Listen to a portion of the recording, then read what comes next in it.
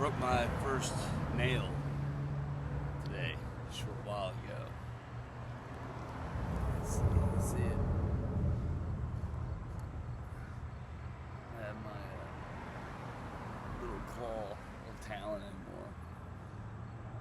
And I feel a little more helpless, a little more vulnerable, a little more at risk of being abused, less protected.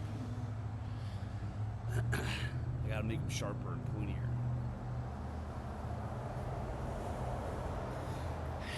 Or my nail.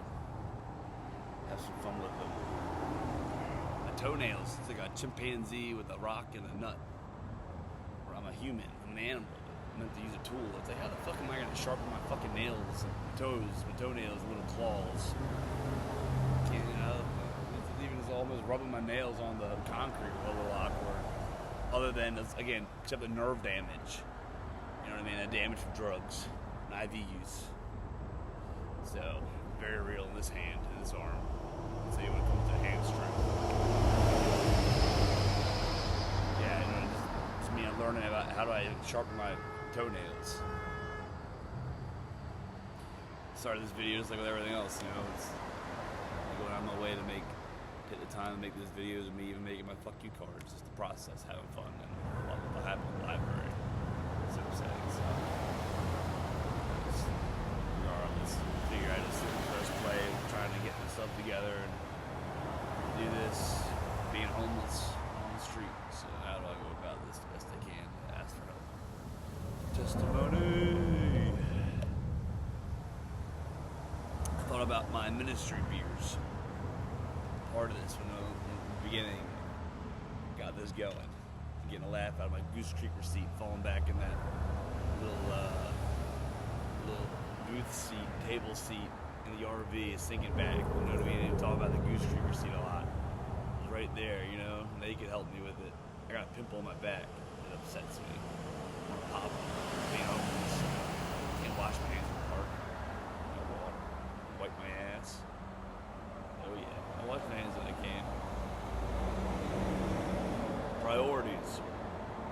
I still have the pants on that shit in. I wiped it out with a leaf earlier, you know. Gotta go about my day and handle my business, you know. I'm a grown ass man. I'm a 32-year-old man. I just can't afford to do laundry. I can't rinse these in the sink. Come on, I'm respectable. I try to be the most outstanding member of society that I possibly can. Good Samaritan. I think that's why it edged me on too.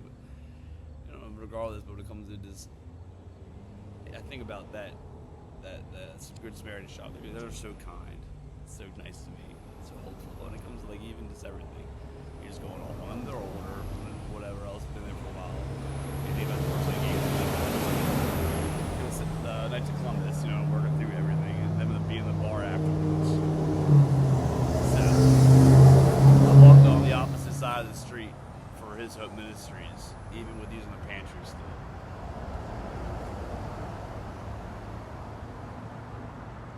Essence and energy, and we're supercomputers.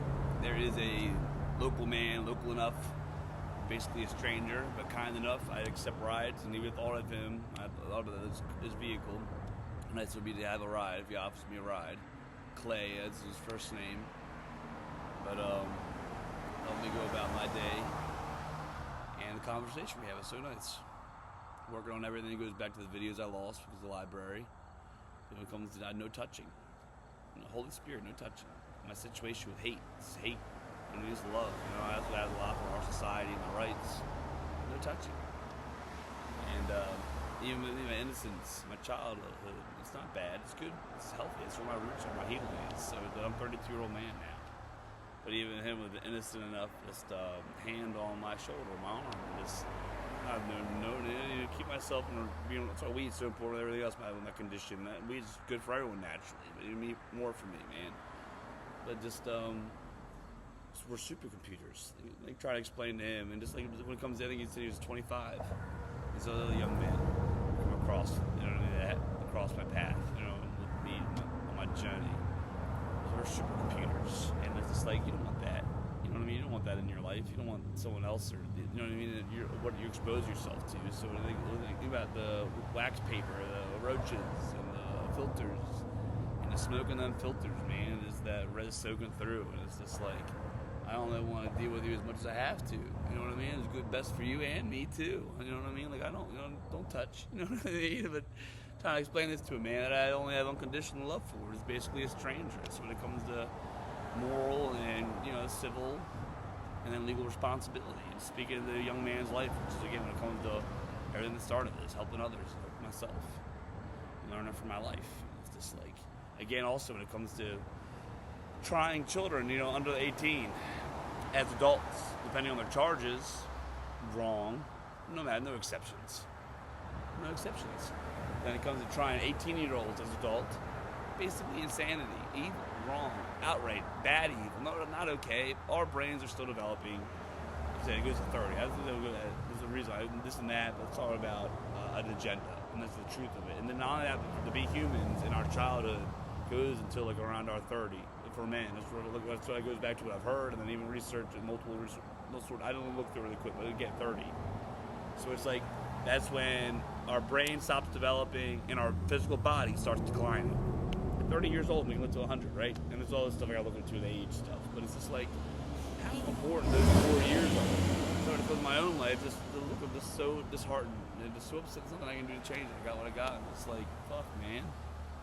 No one told me. And when it comes into these 25 and society kicking kids out basically around 18, these kids are still developing. They're still kids at 30, until 30 years old. Those are your children. Those are your heaven on earth. Your treasures, right? Almost in kind of a way, your right to breed, right to have a family. What did you work for as the fruit of your labor when it comes to protecting your children? And it's just what society does to their kids, the family system. And it's me just asking him to even giving him that new card. And asked him, she was sharing with the look of disheartened and this my face. My just being so withdrawn, almost somber, sad, and just distant. Because it's like my 30s, I'm 30 and past 30. I got what I got. What can I do? What does science have to say? It's just so fucked up. Even thinking about him working, it's all cool vehicle he has. That's about insecurities and fears. Who am I to say anything? But it's just like, go to your parents. And yeah, it's so cool about 18 or whatever, like parental stuff. I get it. And then but it's like these these children still, even as 18-year-olds, still have the choice. Well, how do I want to, dirty my cup up? You know what I mean? Well, what have I been exposed to up to this point? It's just like, who do I want to be?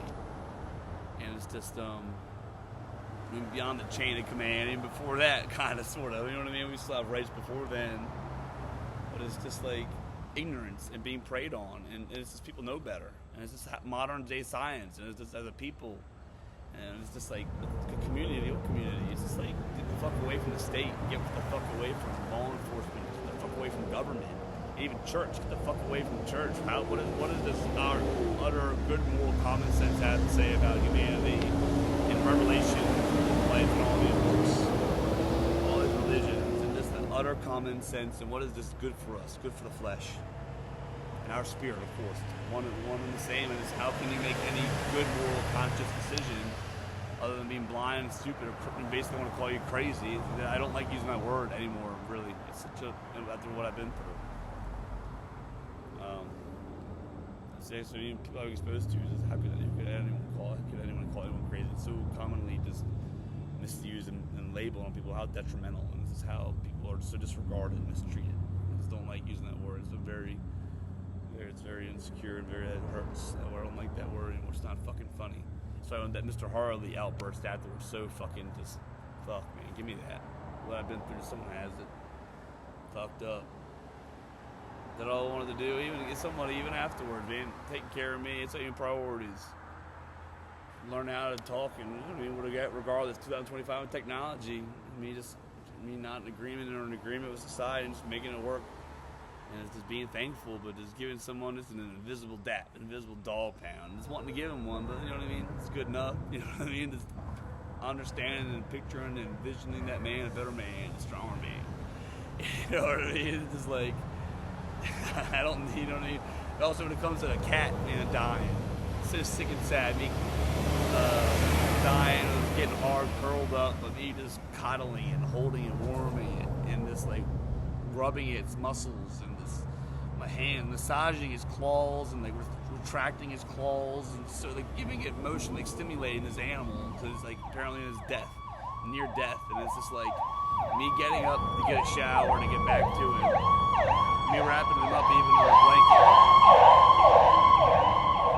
This cat's name was Silver. Me wrapping this cat up even before I got up. Says I'm tired. At the end of the day, I'm already got issues. I want to get a shower and come back, and I'm gonna stay with this cat all night. And I know even this cat picking his head up, and before it could, its neck was like almost like rock solid, like it was freezing up. Like the cat was like dying, like it was about to go and like stiffening up. And then it changed after me putting my hands on it, and then it picked his little head up. Like looking around for me, but I walked out there to get my shower, and by the time I got back, it was dead. It was probably only 10, 15, 20 minutes. It was like me walking away from a locust for the first time. I don't understand what it was, but given like going through the cocoon. You know what I mean? But before, like, you just crawl out of the dirt or whatever, and it's like on the side of the RV tire. I walked away, and by the time I came back, it was already gone. Or it had already hatched, wasn't gone yet, but I missed the transition, the transformation. I just saw it on YouTube. But even recently, my Cambridge walk, on the walk back, I thought about Tea and Leaf, my weed plants that I killed. I think they're probably both dead. One was already dead. I haven't been on that property. Well, I'm not like that, you know what I mean? I haven't been over, I haven't seen them, so I imagine they're both dead. Motion sickness. I found one on the side of the highway leaving Cambridge, and like right after it, after I got some weed, and that walk, and it's like I'm gonna just carry this fucker with me. I'm gonna hurry. I want to deal with the police station. I got my bud now, my weed, fucking baked. I was already baked in my parking lot weed, man. Because I think back to this conversation, it's a worldwide Holocaust. Jesus, the Bible, and we're livestock, sheep for slaughter, and putting everything in perspective, and the parking lot weed, the gas station, right next to the Sunburst Pharmaceuticals. And I'm getting ready to get high. I thought this place was open, but it's still getting taken care of, man. Get medicated.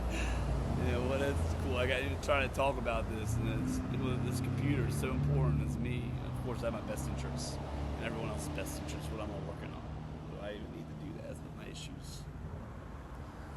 What I want to talk about, yeah.